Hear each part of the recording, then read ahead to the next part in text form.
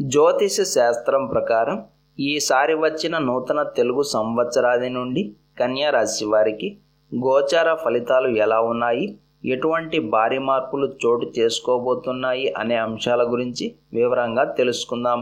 ఈ వీడియోని తప్పకుండా చివరి వరకు చూడండి, లైక్ చేసి షేర్ చేయండి, అలాగే తప్పకుండా సబ్స్క్రైబ్ చేసుకోండి.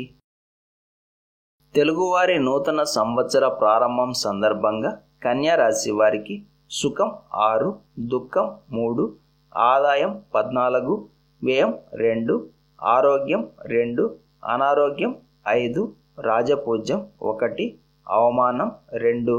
ఈ సంవత్సరం కన్యా రాశి వారికి గురువు 3 విధాలుగా శుభాలను చేకూరుస్తున్నాడు.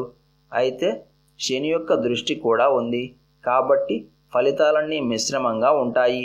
ఈ ఏడాది కన్యా రాశి వారికి గురువు నుండి అన్ని రకాల శుభ ప్రతిఫలాలే ఉన్నాయి, అలాగే శని నుండి అన్ని చెడు ప్రతిఫలాలే ఉంటాయి.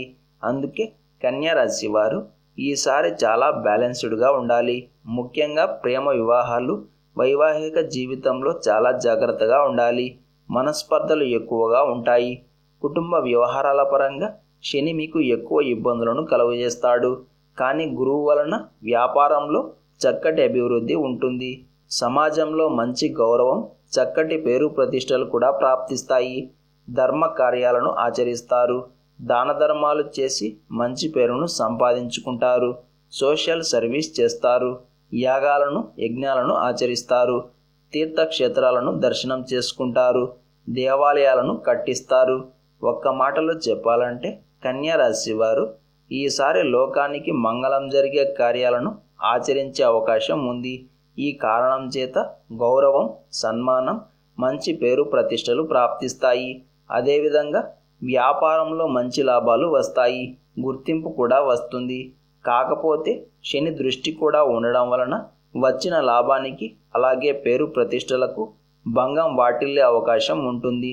అందుకే కాస్త జాగ్రత్తగా అడుగులు వేయడం మంచిది. విద్యార్థులకు చెడు ఆలోచనలు అధికమయ్యే అవకాశం ఉంది. చెడు వ్యసనాలకు అడిక్ట్ అవుతారు. ఏదో ఒక తప్పు పని చేసి కుటుంబ సభ్యులను ఇబ్బంది పెట్టి బాధ పెట్టే సూచనలు కూడా కనిపిస్తున్నాయి. కాబట్టి కన్యా రాశి విద్యార్థులు జాగ్రత్తగా ఉండడం చాలా అవసరం. ఈ సంవత్సరం మీకు భాద్రపద మాసం అంత మంచిది కాదు. అలాగే ప్రతి మాసంలో పంచమి, దశమి, అమావాస్య శ్రేయస్కరం కాదు. శనివారం కూడా అంత మంచిది కాదు. శ్రవణ నక్షత్రం మీకు ఘాతక నక్షత్రం అవుతుంది. ఈసారి కన్యా రాశి వారు దుర్గాదేవిని ఎంత ఆరాధన చేస్తే అంత శుభ ప్రతిఫలాలను పొందుతారు. శని ప్రభావం తగ్గి గురుబలం పెరిగి ఏడాది మొత్తం సరదాగా సాగాలి అంటే తప్పకుండా దుర్గాదేవిని ఆరాధన చేయాలి.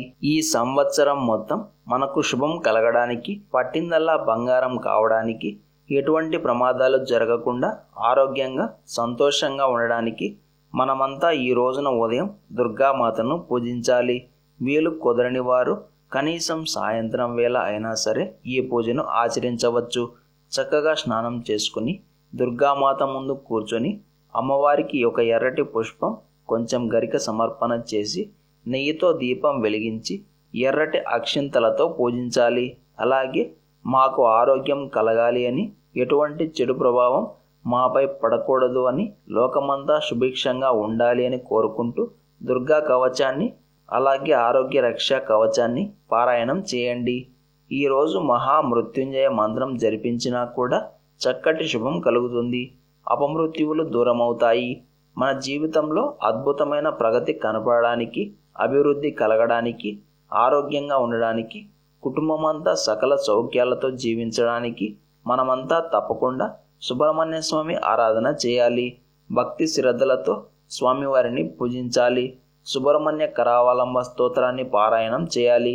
ముఖ్యంగా అరటి నారను తీసి పతితో కలిపి నెయ్యి పోసి దీపం వెలిగించిన వారికి తప్పకుండా సుబ్రహ్మణ్య స్వామి అనుగ్రహం లభిస్తుంది. భక్తి శ్రద్ధలతో, నమ్మకంతో ఆచరించండి, అంతా శుభమే కలుగుతుంది.